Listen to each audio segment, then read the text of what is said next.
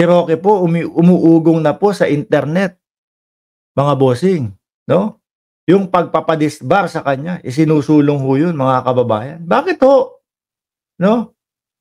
Pinapa-disbar si Roque, mga bossing, naku iiyak 'tong si Roque malamang. Kung si Larry Gadon ho mga kababayan nung na-disbar, tama ba ako na-disbar si Larry Gadon? Eh, wala lang ho sa kanya, eh, bakit ho? Kumbaga yung pagiging lawyer niya, yung pagiging attorney niya, eh, hindi niya na naman ginagamit, eh. Hindi na kumukuha ng kliyente, et cetera, wala ng gano'n. Etong kay Roque, eh, pangkabuhayan showcase na 'to, 'di ba? Bilang isang lawyer po. Bakit po at ano po yung mga sinasabing dahilan bakit kailangan i-disbar itong si Harry Roque mga kababayan, 'no? Pandering fake news, oh. Kung ano-ano na din po ang pinapakalat na balita at walang katotohanan niyang si Harry Roque mga bossing, eh. Kesyo daw po may malubhang sakit ang ating presidente kaya daw ho dapat si Inday Sara Duterte, eh, maging acting president at ibabalik naman daw ho nila ang kapangyarihan kay PBBM kapag magaling na. Biruin niyo ho yun, mga bossing. O, diyaan lang ho sa SMNI, 'di ba? Sabi nila nun dati, hawak na po ni Maharlika yung, video. No, tapos sabi ni Maharlika, "Hindi ko po hawak." Meron pang isang pinake news 'yan sa SMNI. Mga kababayan, ano po yung isang pinake news niya sa SMNI? Sabi niya, 300 katao, 'no? 300 katao. Ano daw po? 300 katao may hawak daw po ng tubo doon sa, kung hindi ako nagkakamali, Bulacan 'yon, sa Mautog.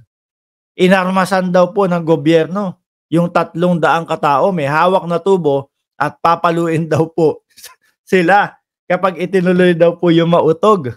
Oh. Eh, ang katotohanan ho dun mga bossing talagang hindi natuloy kasi hindi ho sila pinayagan nung may-ari nung lupa na kinatitirikan yung paggaganapan po nung kanilang, Mautog. Oh. Sunod-sunod na din po ang pame-make news niyan, eh, si Roque. Oh. Eto nasasangkot sa pogo, mga kababayan, 'di ba? 3 beses na lumabas ang kanyang pangalan o nasangkot ang kanyang pangalan doon sa illegal na pogo, mga bossing. Una, yung papeles na sila daw po ni AR de la Serna, lalabas ng bansa upang magturukan. Ay hindi, upang lumabas ng bansa at si de la Serna po ang posible at maaaring magturok po kung sakali nung insulin para sa, diabetes ni Harry Roque.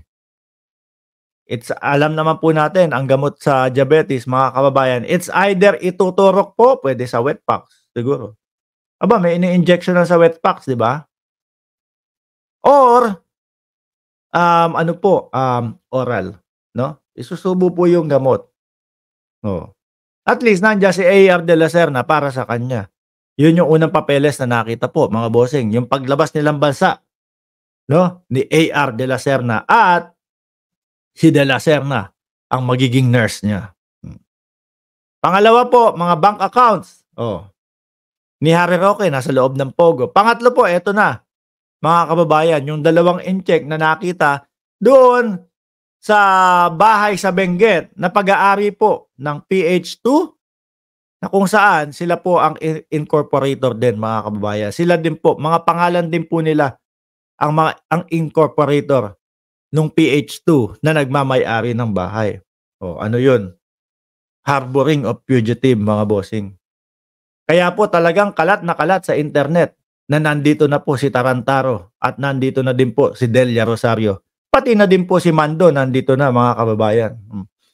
Kalat na kalat po sa internet mga bossing na gusto na po talaga na disbar itong si Attorney Harry Roque. Sabi ni Victor Manuel, saksakan ng ethics ng kabayo. Hindi ko nabasa agad yung hindi ko sana binasa yan. Ayan, kayo na lang magbasa dyan, sabi ni Victor Manuel. Sabi ni Mando, atat na umupo bilang Pangulo si Sara Mau kasi ililigtas niya ang tatay niyang demonyong nagtetegi ng tao. Yan talaga ang orig na sundo ni Taning. 'Di ba Mark Ramos? Hindi ako agree diyan. Mamaya mag-usap na lang tayo, sabihin ko kung agree ako o hindi. Pero talaga namang ganyan kasi ang mararamdaman ng taong bayan. Bakit sila atat na atat, agawin ng puwesto ng presidente? Para po mailigtas itong mga ito. Si Kibuloy, dating Pangulong Duterte, kapag kaupo daw siguro ni Inday Sara Duterte, stop ICC, hindi papasok ICC, kailangan mabilisan 'yan. Stop ICC, stop investigation kay Kibuloy, hindi na wanted 'yan. Baka gano'n naiisip nila gano'n kabilis, mga kababayan.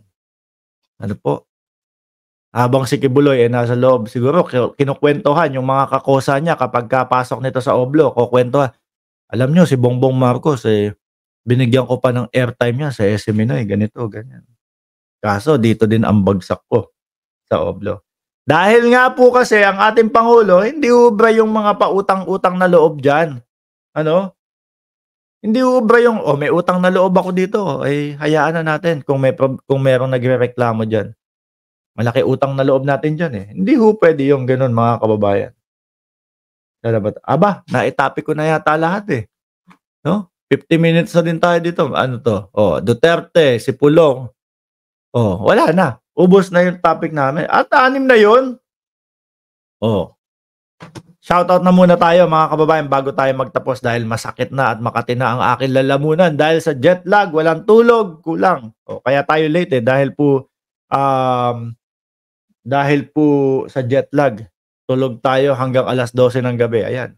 Yung katawan po natin, ang body clock pa din ho, mga bossing, Pilipinas pa din po. I-like nyo lang po ang video na 'to, tapos i-komento nyo kung pang-ilan ang inyong, like.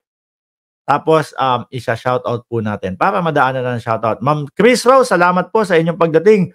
Celso Pineda, Boyet Asutilla, Star, Johnsky Copy, Shiro Kansaki, Francisco Longcob.